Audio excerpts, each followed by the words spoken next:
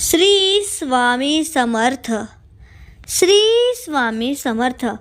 अक्कलकोटचे श्री स्वामी समर्थ महाराज यांनी आपल्या एका वाक्याच्या शब्दात उत्तर दिले आहे की बाळा बाळा भिऊ नकोस, मी तुझ्या पाठीशी आहे.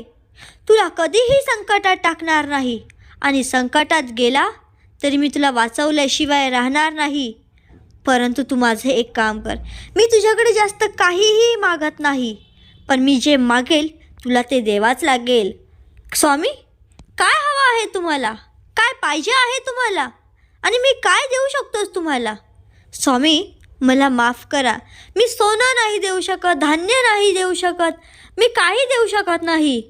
स्वामी हसत बोलले, अरे वेड्या, अरे मूर्ख, तू मूर्ख आहेस रे.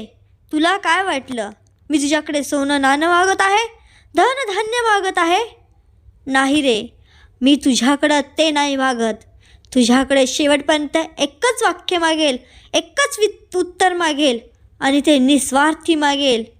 तो घाबरला. काय मागताय स्वामी तुम्ही माझ्याकडे? माझं शरीरातलं काय हवं आहे का तुम्हाला? तुम्हाला काय पाहिजे आहे का? स्वामी हसत बोलले, नाही बाळा, मला तुझ्याकडून काहीही नको आहे, पण मला तुझ्याकडून एक उत्तर हवं आहे. ते म्हणजे दररोज उठशील, स्वामींच्या चरणी येऊन दर्शन घेशील, स्वामींच्या चरणावर एक तरी फूल वाहशील आणि मनापासून तू स्वामींचं नाव तरी घेशील. आणि असंच स्वामींचं नाव घेता घेता तुझे जन्मदाता आई वडील आहेस ना, त्यांनासुद्धा तू मनापासून स्वामी मागशील.